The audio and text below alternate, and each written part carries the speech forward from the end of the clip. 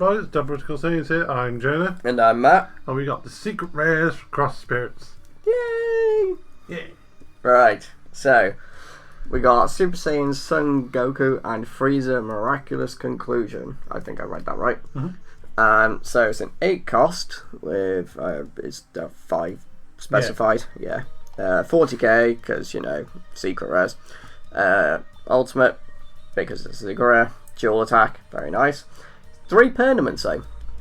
Permanent 1, you can't play this card from any area using skills, and if you have 5 or more mono red energy, reduce the energy cost in this card in your hand by 3. So you're basically paying the hard 5. Yeah, you have to pay the hard 5 no matter what. Yeah. And then its other permanent is this card can't be removed from your battle area by your opponent's skills, which I think is becoming a normal thing for secret rares now, isn't it? Yeah, a lot of secret rares seem to have that permanent. Well, yeah, because it would really suck if you're like, I got this secret rare, the one-off card that's very difficult to get and buy, and then your opponent's like, ping. So yeah. And then it's got another permanent. During battles in which this card attacked, you can't use cards from your hand in combos, and your opponent can't activate counter or blocker skills. Right, so they can still do Chomper the Trickster on this when it comes into play. Well, yeah, they can still counterplay it. Yeah. And obviously they still got, God Sealing will hit it. But then it's got another skill of activate main. If your leader card is red and you remove this card from the game, deal 1 damage to your opponent. Right, so Jonah, opinion. I think it's really good. Like, it's got the balance in the fact that it removes itself from the game to deal the damage, and you can't combo onto it, so you can't just be like, oh, I'll give double strike from this effect, or I'll give critical from this effect. Like, you just have to take it as a 40k single strike, but it can go twice. Yeah, but you can combo from the battle area with a card if you want to. Yeah. But then if you're trying to use Chomper or East Kai, it means you've got to pay 3 to get them onto the board. And then next turn, play this, and then have the extra energy to combo with it from the board, which seems to be really long-winded and pointless in doing. Well, you'd only do it if not only you could keep them alive, but you was certain this is going to kill them. Yeah. Or get them down to 1 damage, so you can just be like, and bye-bye. Yeah. So I think the general plan with this card is going to be burn your opponent down as fast as you can to 1, live until you got 5, play this, kill them. Yeah, or just burn them down to 2 and then be like, you know what, let's have some fun. Dual attack. If you take any of these, I'm going to kill you with this effect. Yeah.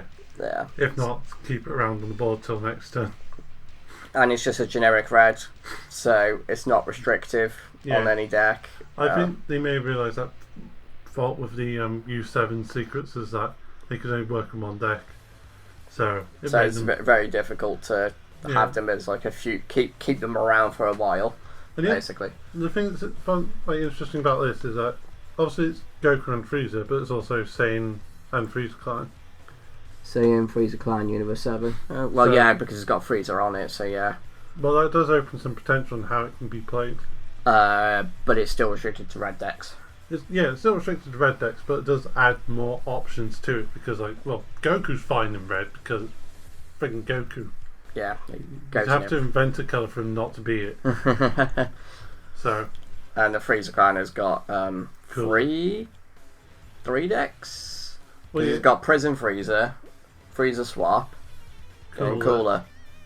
And arguably, there's the Frost support for U6. Oh yeah. Arguably, yeah. That's more of a stretch. Yeah. So, all right. I'm a huge fan of this. Very generic red card, which is what it needs to be. I love the artwork. I think it's very, very nice. Anyone playing a Jiren deck is going to be afraid of that one. I like that one. Fingers crossed on that one.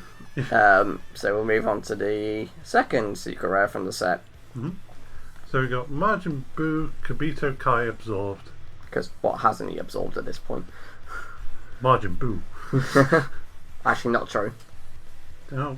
Scrawny one absorbed the fat one. Ruined my fun. it was my fun. I was like, he hasn't absorbed himself. But you're like, no.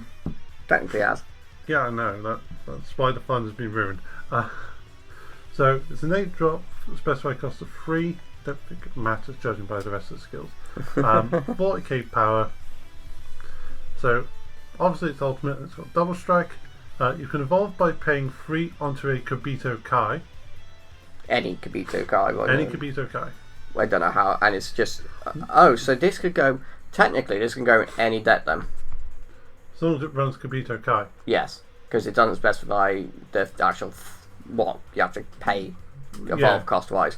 All colour for Kobito Kai. Yeah, so that opens it up a bit. Yep. But you are forced to run Kobito Kai, and you are relying on seeing them both. Yeah. But it opens it up a little bit more. It works if you're running Kais anyway. So. Yes. Permanent, if it's removed from battle, it's removed from the game. That seems to be a standard on all secrets now, is that when it leaves the battle, it leaves the game. Yeah, not this one. That was my bad. Not this tournament. It's that tournament that seems to be the thing now. That's my bad, guys. Yeah, but basically the only reason the secret would leave the battle area, it's just gone. It seems to be the concurrent theme, which is a good thing because it gives a bit of it gives a bit of fairness to the person not playing the secret. Yeah. So yeah, we got Auto Spirit Boost 2. When this card is placed from your hand, choose one of your opponent's unison cards and gain control of it. So kill your unison card upon placing this one to take their one. Because you kind of need to, because Spirit Boost 2. Well, I think you... Has he got... No, it's got another skill. Okay, right. Yeah. Active main / battle, you pay 2 green, you play this card from your hand, and your opponent can't attack with battle cards for the turn. Right, so this should come out turn 2. Yeah. That's nuts. Mm-hmm. Ew. And it's searchable because it's Margin and God. Yes. So, yes, it's very searchable. And even if you're not playing it in the green deck, you can just evolve it onto a Kobito Kai. Like we said before. Yeah. So, and because it's God Margin, the other colours do search both these traits. So, as long as you're running a Kobito Kai, you could, yeah. So. That counts as Margin Boost. Anything that searches Margin Boost searches him. Yes. Yes, true. This has a lot of leeway. It does, yeah. Damn. But in the other decks, you are relying on it that way. Yeah. Whereas in green, you can do it that green, way. In green, you could just be like, well, for turn 2, I'll play a 40k double striker. What have you got? I'll do it during your turn, or my battle phase, I guess, because it does say active battle. Well, I think you're supposed to do it during your opponent's turn. Well, ideally, to try and like stop multi-attacks. Yeah, you just stop multi-attacks. Like, I'm going to stop your multi-attacks and just make you scared. No, this is good. The fact that it does have that opened up ability, open up thing helps. It's nice that there's 2 ways to be played instead of just a solid. You can only do this. Yeah. So. Very nice. Okay, I suppose this is an Android, so we'll let you do this one. Oh, okay. And then we've got Super 17 Sibling Absorbed. So again, it's 8 cost, 40k. It's got specified cost of 1 yellow. Well, yeah, it's got to have at least have, because it's got to have at least have something, right? It's got Ultimate Deflect and Critical. Oh, cool. There we go. Now you can't God Seal it. Yeah. Counterplay. Play this card, then choose up to one of your opponent's battle cards in rest mode, ignoring barrier, and place it under this card.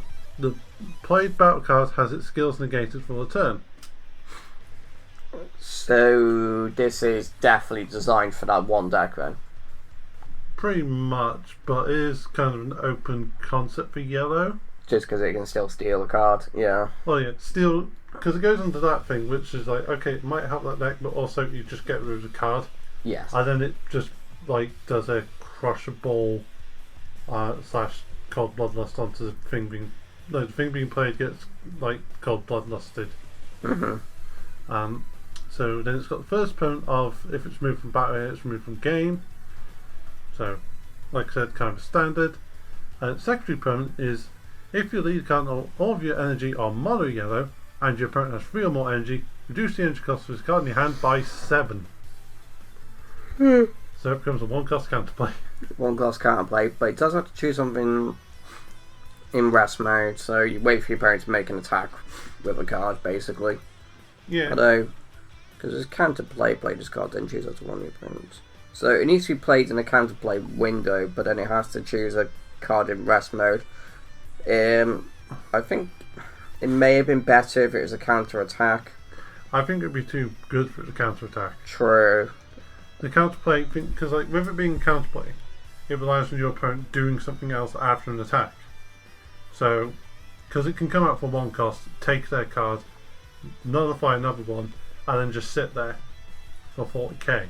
I think it's good that it has the counterplay thing, because it's like, okay, your opponent has so they swing with something and then they play something else, and then you play this and then you steal the other card. It's they have to swing. So your opponent has to play around the fact that this could happen. That the first thing they swing with, if it's a threat, that this could happen if they decide to play something else. Yeah.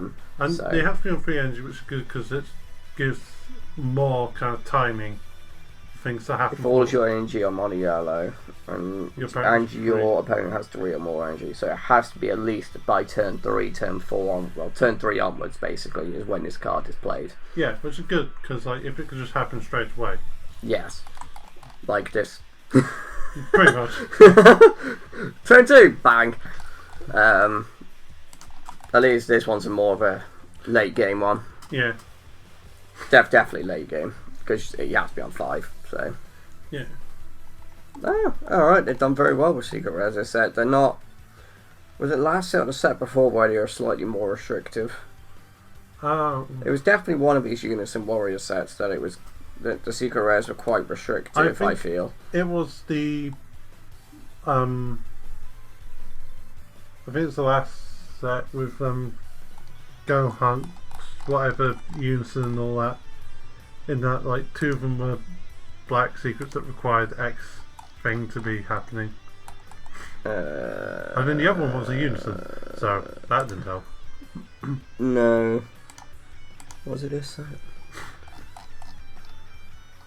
That's pretty open-ended to some degree. Some degree. Because it also treated as black. Oh no, because it had the other skill, didn't it? Can you? I don't know. The end of the battle, which is close using a combo from your hand. You can play this card from your drop area, choose a number of. No, that's quite open-ended. That's not restrictive at all. Because you can it's just an auto pay 1, and then it. Yeah, so that one can be used in any deck. Because it just that bit at the end of the battle, which is using a combo. Yeah. So what's the restrictive part on it? Oh, there isn't. Okay, so that one's fine. That has to be red because you need red energy, which is fine. But that still seems like it can go in any red deck. It'll be any red deck, yeah. This one was this the one that was restrictive? It was, yes. Yeah, Dark Overwhelm 8. Yeah. So in the last set, this was the only one that was restricted. Like it definitely has to be in one deck. The other 2 can be. Well, this is any deck. Yeah, that's more viable. And this is any red deck. So yeah, they are. It seems like they are trying to make the Secret Rares more playable. Which is what they need to do. Oh god, yeah. Because they can't just be in one deck because that just kind of spoils them a bit. A lot of secrets in the past was like glued to one deck, so it meant like if you pulled it but didn't make the deck, your secret was worthless. Or after the deck became irrelevant, the secret became irrelevant. So, well, the Freezer Army one from Clash of Fates, that's just any red deck. Yeah. And that still can be viable because it's still very powerful. Yeah, but it's like the first. The Broly's restrictive. Yeah. The first one they ever did with the Vegito, that was quite restrictive because you needed. There was only one deck. There was only one card. Well, yeah, there was only one deck and one card that it could go on. Yeah. So, and then there's the same with the following set was SS4 Goku, is that it relied on that like the pan deck of like evolution and power to be played properly. Oh yeah. Because you had to hit a certain amount of power for it to then do its thing, but then it had to be on that base power, which it gave itself power, but the base power had to be there for it to do the effect. Which you couldn't do in most red decks because you'd have to combo up. Yeah. So it's nice that they make them more open-ended because it means that they're more usable, they're better. If you get one you don't want, you can trade it off easily / sell it off easily because someone will want it. Yes. So yeah, definitely. You're not stuck with this big wad of cash like, well, this is nothing. Alright guys, so thank you very much for watching. Leave any thoughts you have in the comments below. Also, let us know what your favourite secret rare from this set is and why.